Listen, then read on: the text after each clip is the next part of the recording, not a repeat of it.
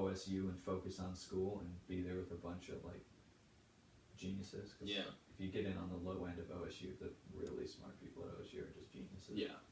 Or even because I don't plan on going to like Yale or like MIT No, or yeah. anything like that, anyways. But like on a smaller scale, Mhm. there's or like I've thought about going to like Cincinnati. Like it's still a great Yeah, yeah. school, still really smart people there, but it's a step lower. You need to be higher up there, Yeah. rather than being lower at a bigger school. Yeah. You can definitely get your degree and still do great things. Yeah. You know, with it's that like degree. it had statistics of how people like excel at a smaller school at the same rate that people excel at a bigger school. So if you're top dog at a smaller school, you're gonna excel. If you're top dog at a bigger school, you're gonna excel. But if you're like on the lower end of a bigger school, your chances are it's less likely. Yeah. It was like an insane drop off. I think it was Princeton and like Brown and MIT and Yale that they did those at like the really like top 10 prestigious schools. Yeah. And it was close to like 3.3 or something for the top 99 percentile, like which like just the best of the best. Mm-hmm. And then it was like the not top 20, right? Something like that. Something like that, yeah. Not top 20 schools. And the best person there had So like same 2.4 or something ridiculous. Like Yeah. or like 2.6, and at like a not top 20 compared to like Yale, Exactly. and they still have like there's like a 0.8 difference, and and that's not even like an average school to that, or Right, like right. a decent school to that. Like Yeah. it's the worst Mhm. of the worst. Yeah. Yeah. Supposedly worst of the worst. Yeah. Yeah. We never really talked about the painters. You remember that? Mm-hmm. Salon and Yeah, that was actually a very weird. I don't know. I I like that. struggled to understand that. I liked it. I don't think I read. What There's- chapter was that? It was chapter 3, maybe 4. It was. I like vaguely remember that. I wrote about Alright, it. I'll tell you about it. So it was like, I think Monet, Oh yeah, and how like the galleries and all the that were like, Impressionists, and yeah. how Yeah, it was. Salon just made people just kill themselves because right. didn't make it or something. Yeah. Mhm.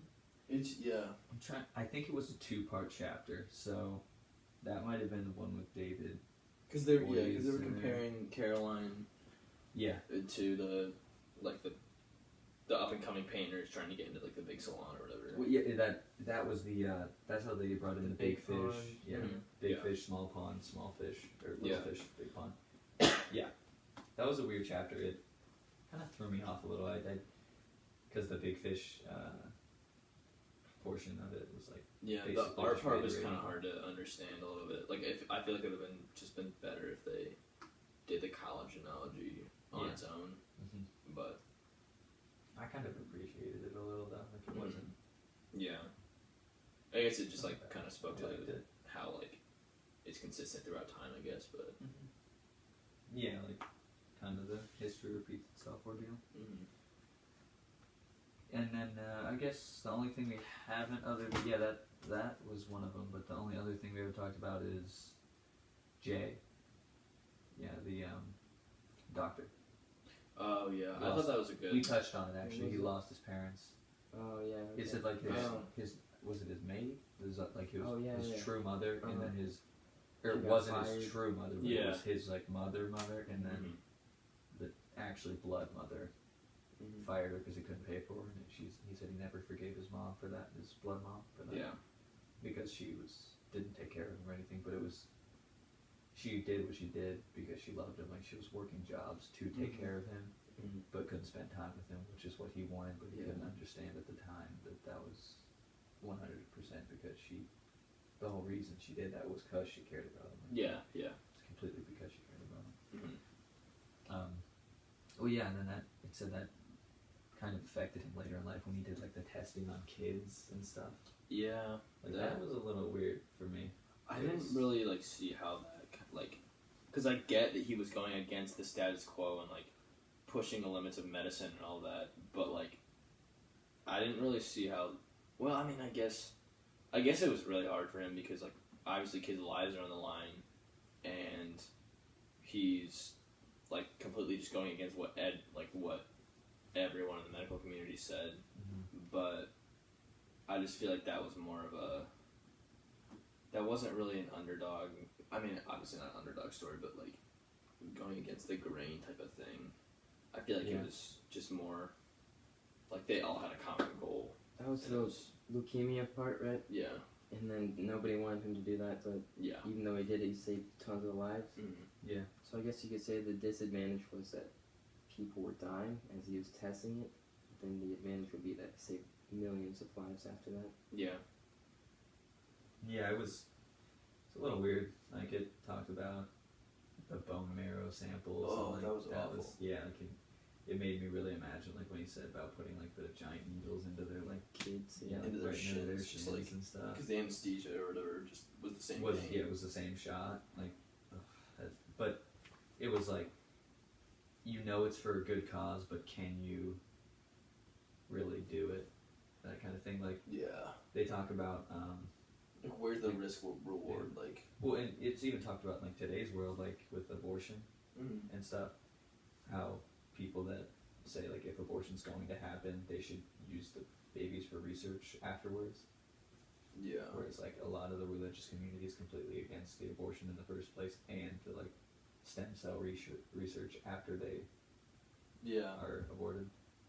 Yeah, but it's like, the religious people's argument is like, it's like a person, but like if it's a dead body, then it's like, that's the it's like you do that on normal people, like on like full living people. So like, what's the issue? But yeah, it's like the scientific aspect wants to push for more, I guess, just like to investigate it kind of and figure out what they can do with it. And if it's already, like, if it's an opportunity, like, and it's the same thing there, like, if the kids are already dying, why not try to use them to solve right. problems later in life? Like, Mm. and that's the same thing. If they're already, the babies have already passed away, then why wouldn't they use them to further science? Yeah. Exactly. Because like in the moment, it would be seen as like awful and like how could you be doing this? But like, it's like really hard to like. I don't know if I could make that like choice of being that doctor or whatever and saying, are we gonna like essentially sacrifice these kids for the betterment of and the like lives of kids down the road, or are we gonna work our hardest to save these kids now Yeah. with what we have? Like it's super. Like you just, I don't know what I would You have choose. to leave it up to the parents, I think. Yeah. Well, but no one's gonna want to say, "Oh, I want you to take the last month of my kid's life and spend testing on him I guess. I mean, to like, save." if you have a drug that works like 5% of the time, you could say, I would think maybe I'd try. Like, Yeah. if you have something else in mind, then sure. Yeah. Because I guess, 5% is yeah. not likely. So If it's gonna, yeah, I get what you're saying.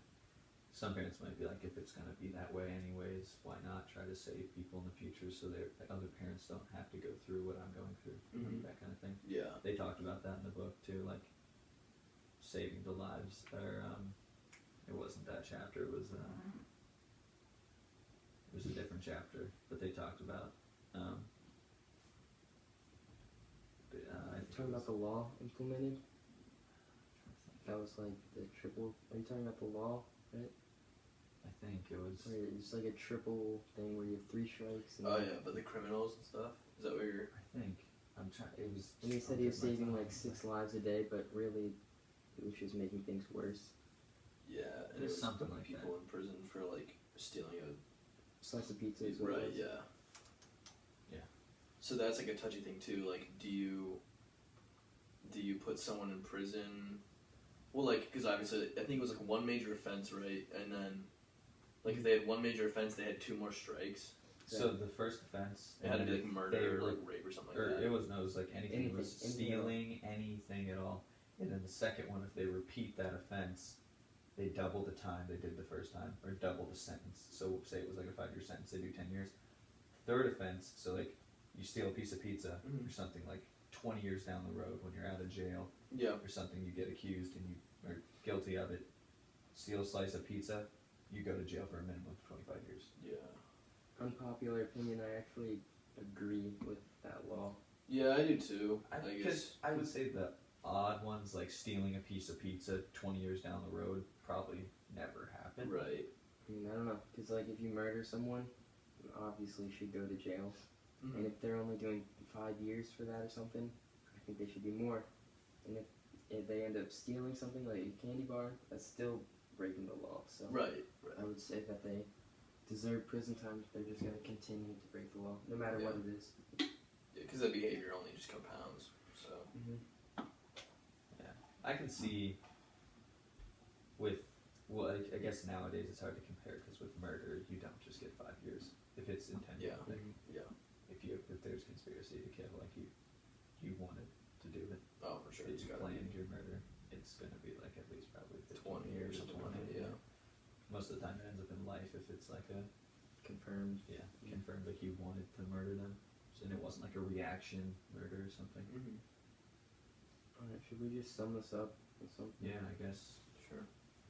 What would be the main, like we talked about this in the beginning, what we thought the main takeaways were. Yeah. Um, Oh yeah, I had a kind of change. question kind of to close out, I guess.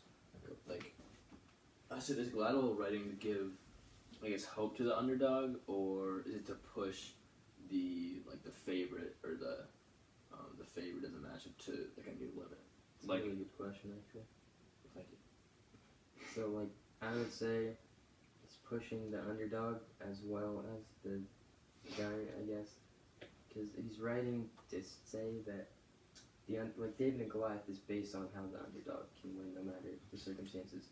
But then if you're also the giant in the situation, then I mean it's the same kind of principle, Right. you know. But then, because then it puts you in the underdog position because everyone is like, oh, this underdog. And then you're just kind of like, well, I got to do something too, but Yeah, you need motivation. Right. Because the underdog has motivation from being the underdog. yeah. So it's saying don't be a giant, you know. Yeah. Can you see that? Because it's kind of confusing. Yeah, yeah. Like, put yourself in the underdog's shoes even if you're not the underdog. To be honest, I don't know how I feel about that. Yeah, I had a really good comparison.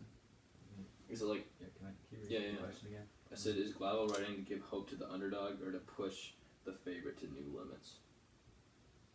Or I guess, like, to push the favorite to... Oh, okay. So yeah, I think this kind of touches on how, or at least in my perspective, like when you read the book and it talks about the underdog having like a good chance always, why isn't that the norm now? Like, do you think it's because he thinks it should be changed? Like he views the underdog should not be the underdog anymore? Yeah.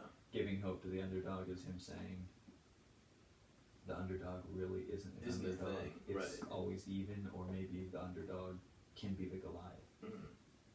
Yeah. I definitely know, I see what you mean, like, because then it gets into, like, the realm of, like, is being an underdog even a thing? Yeah. Because if money is what, like, you're, just for an example, if money is what you're pushing for and you're poor, like, disregarding the whole, like, inverted view and, like, the climate, or the 74 mark or whatever, like, Yeah. like, is it an underdog? Like, are you an underdog if you don't have money? Because then, like, You have the advantages, right, the experiences. Right. I guess it, in my opinion, it'd just be different. Like, I guess the breakdown at that point just relies on it's just a person, yeah, a person's choice, because yeah, you're given the ability to take what you have. You're given a gift that you can either take advantage of or lay waste to. yeah. Everybody has the same opportunity, but it's just where you start and what you do with what you have. Yeah. So it's just relies on people at that point in your decision making. Like, what are your goals and what you can do with it? Yeah.